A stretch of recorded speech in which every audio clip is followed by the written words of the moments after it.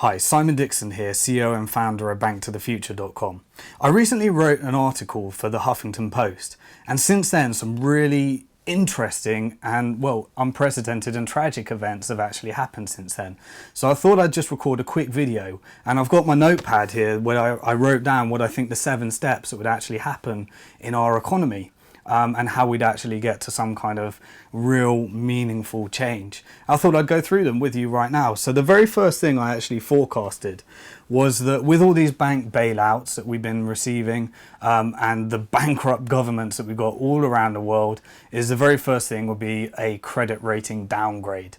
So people would not be willing to lend to the government as we have in the past. And only a few weeks ago, we had a credit rating downgrade of America from Standard & Poor's. Now, while the politicians were all getting very angry and saying that Standard & Poor's have done completely wrong, I didn't realize that a credit rating had ever become negotiable. They did exactly what the right thing is to do, given the situation of our government's debt is completely unsustainable and completely out of control. So while we've only seen that in America so far, we're going to see that in more countries as the debt levels are just completely unsustainable. So that's the first thing I said. The second thing I said, that while we have these downgrades, we're going to see more quantitative easing because less people are willing to lend to the government. So therefore the central banks are going to have to come in and actually start buying up some of their treasuries and bonds or whatever country you're actually in. Which I think we've seen already a lot of quantitative easing, and I think we're going to see in America the third round announced very, very soon by Ben Bernanke, and we're going to see other countries to follow. So the next thing that will happen is we're going to see some, for example, in Europe, we're going to see Basel III, where banks are going to have to increase their reserves.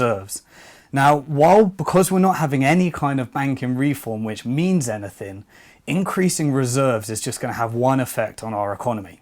And that effect is that the banks are going to have to find more reserves, and therefore all they're going to do is lay off many of their staff and exchange them for technology. So if you're working in a bank right now, or if you're contracting for a bank, you are probably right now creating the technology to replace your job so they can do more and more layoffs. And the effect of that is we're just going to see increasing unemployment as we're seeing right now. We just saw HSBC, Barclays, UBS announce large, significant sums of layoffs. So that was the next thing I forecasted. We're seeing that already.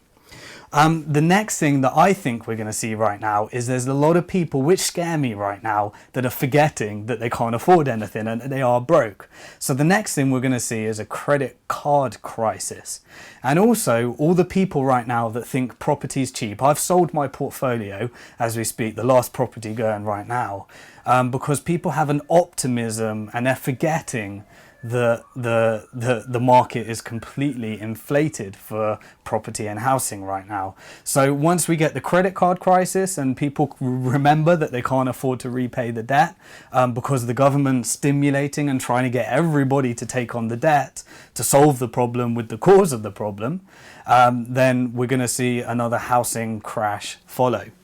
The next thing we're going to see is the banks are going to stop lending again, and so we're going to get the squeeze of the credit market, because remember, nothing's changed since last time. We haven't fixed any of the causes of the problem. All we've done is pumped in a load of money into our economy and created a false economy. So we haven't addressed any of the issues. And the regulations certainly aren't getting anywhere near real banking reform to create any kind of sustainability. So that's the next thing we're going to see.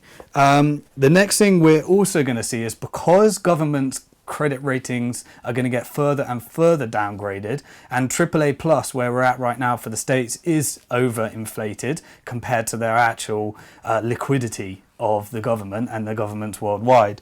We're going to see that they're no longer going to be able to bail out the banks, because when we have the next crisis after the credit crisis and the next housing crash, the governments are going to need to step in and bail out the banks, because if they don't bail out the banks, we're going to have the complete depression and contraction of money that comes along with that.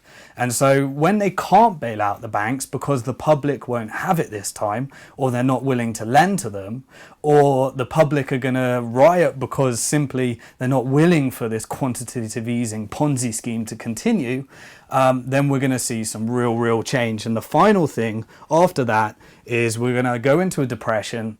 But the beauty at the end of this is we're going to see real banking reform, because companies, individuals and governments are completely maxed out on their credit cards right now, and we cannot refinance the economy any further. So those are the 7 steps. That's what we're going to see. Now, if you want me to put a crystal ball on it and give you some time frames, at the time of this recording, we've just had the US credit rating downgrades. I think we're going to see about another 6 to 9 months of real disastrous, scary announcements. And the public are going to get, we're going to see stock markets falling. We're going to see gold prices increasing further. They're at record highs that we actually speak. And we're going to see that for the next 9 months or so. And then after the effect of the next round of Ponzi scheme, false economy, quantitative easing, that the central banks are going to be pumping in, we're going to see a big rally. And all these people that think property is cheap right now, they're all going to take on their mortgages again. They're all going to take on their debt. They're going to leverage up, and the economy is really going to rally for another few years. And I think that we're going to see everybody realize again that they couldn't afford to take on all that debt round about 2013, when we're going to start entering into the next crash and the depression, and following on how far the government are willing to take before they actually start looking at real banking reform and creating some kind of sustainability into our economy. So I'm sorry it's not all good news, but there is light at the end of the tunnel, and I look forward to giving you more updates as more comes along. Thank you again.